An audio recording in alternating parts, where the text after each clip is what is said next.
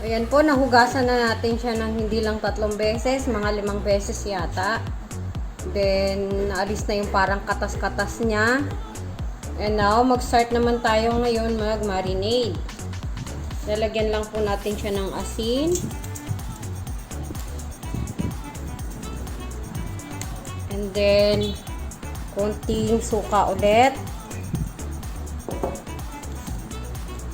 Paminta.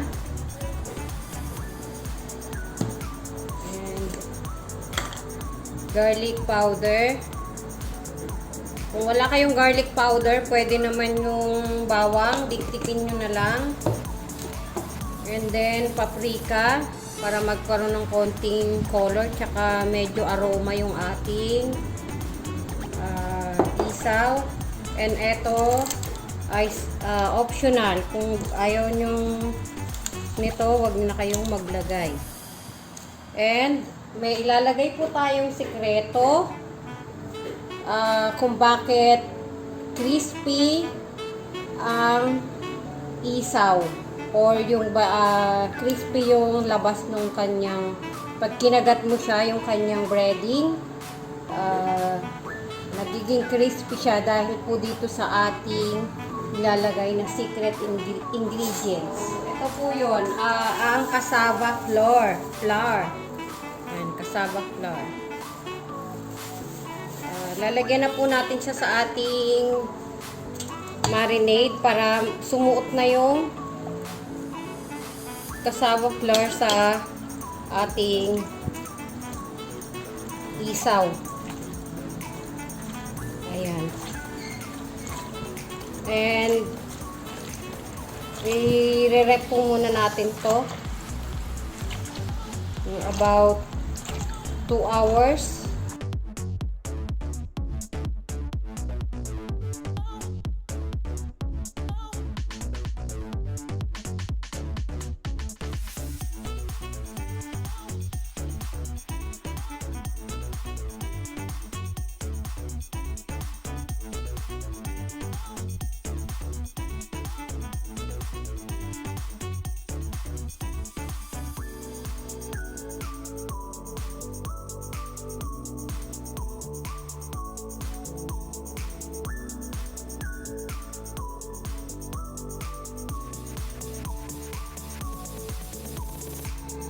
Ayan.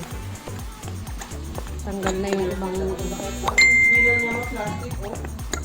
o yung peeler, ilabas mo pala. Gamitin yun. Ito na po yung ating na-marinade na isaw. Ayan. Tutuhugin naman natin siya ngayon sa stick bago natin siya ipiprito. So, ito yung ating stick. Hugas. Ayan. Mag-start na tayong mag-tuhog. Ganito lang siya, oh. Tuhugin nyo ng ganun. Tapos, ayan, pa-spiral. Ayan, ganyan lang. Then, depende sa inyo kung ilang ikot ang gagawin nyo. Tapos, medyo dadalangan nyo siyang ganyan kasi maglalagay pa yan ng, ng yung butter. So, kakargahan pa yan ng harina mamaya. So, kakapal pa yan dyan. Yan, okay na yan. Ganyan lang siya.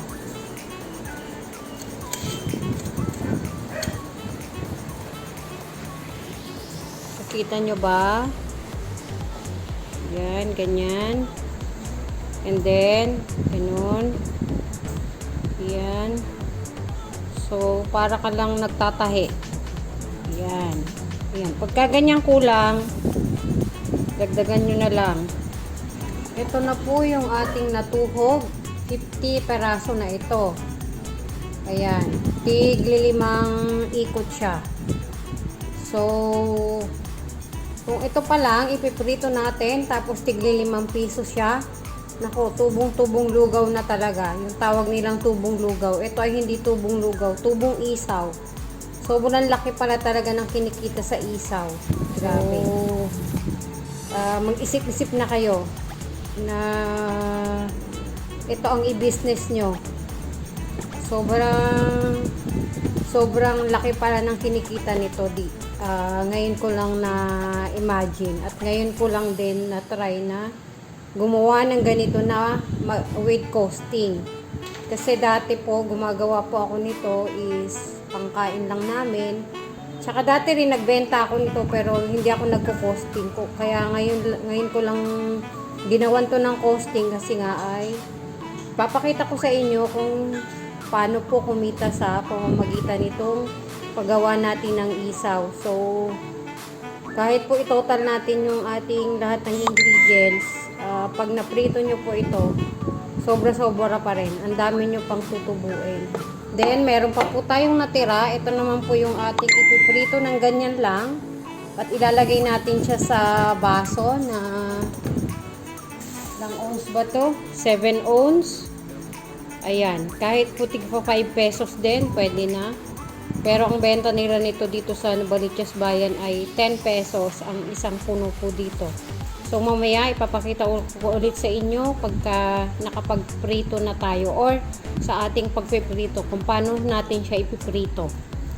Balikan po kayo. Po yung ating ipiprito na lang ng ganito. Pero medyo gugupitin natin kasi sobrang hahaba. Kasi mahirap itong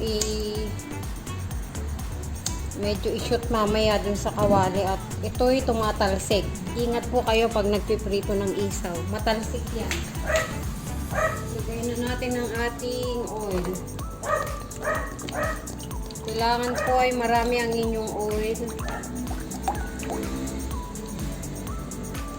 Para siguradong madidip fry ang ating mga isaw. Ito lang po natin siya ilulubog sa ating cassava flour na may konting harina, paprika, garlic powder, and paminta, konting asin. Ayan, nalimutan ko na yung mga laman nito. Ayan, mag-try muna tayo ng isa. Kung okay na. Hindi ko masyado, maya-maya. Lagay na natin. May natira kong mahaba. Hindi ko nagupit.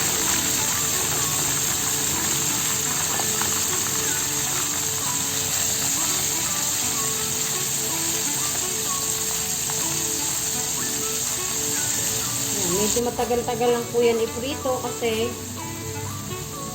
unang-una yung ating kalan ay medyo mabagal lang. Hindi naman siya yung kadulad nung ginagamit nung nagtitinda na talaga namang sobrang lakas ng apoy. Yung ginagamit ko po sa lugawan, yan, sobrang lakas. Ayan, mag-i-start na po siyang tumalsik. So, apoy umiiwas na, kaya atin na siyang tatakpan muna. Balikan ko kayo maya-maya. Okay, aray ko. Ayan na nga siya. Toasted na yung bandang ilalim. So, medyo baliktarin natin. Sana lang, wag akong matalsikan. Ayan. Ayan. Dito naman po natin ngayon yung nakastick. Inilubog ko lang siya sa dry na harina. Then, dun sa pinagmarinadan kanina, dinagdagan lang natin siya ng konting cassava flour at konting harina para medyo lumapot-lapot. Then, nilubog natin siya sa dry and then dito sa basa.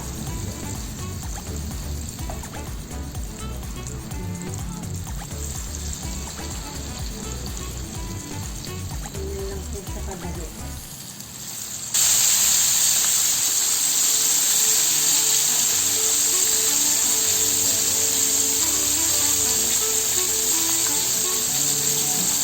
Ito po yan.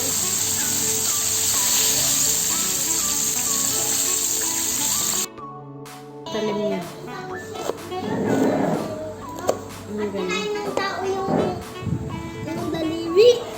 Yan, yung ating sibuyas. Hiwain natin ng pino. Hindi ako marunong maghiwa nung Ay, gusto ba ni Asti to? kagaya nung mga ating pipino. Ito po ay nasa sa inyo na kung maglalagay kayo. Pero masarap po ang may pipino. Pampatanggal siya ng lansa. Pwede nyong balatan, pwedeng hindi. Natatakot ako sa ating kutsilyo, kaya dinadahan-dahan ko lang siya. Lalagay na natin yung ating isang basong, 1 cup siguro to. Isang basong suka. Subscribe din po kayo sa kanyang channel. Siya po ang nag-i-sponsor ngayon ng aking mga gamit sa pagluluto. And then, maglalagay tayo ng asin. Ayan. Nasa sa inyo kung gusto nyo ng mas matamis. Dagdagan nyo na lang. Masyado kayong naaasiman sa suka, pwede kayong mag-add ng konting water. Ito na po yung ating nalutong isaw. Ayan.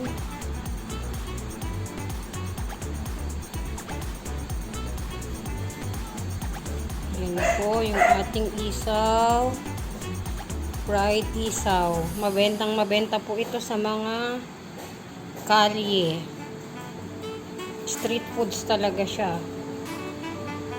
Lalo na po sa ating ginawang sausawan na suka.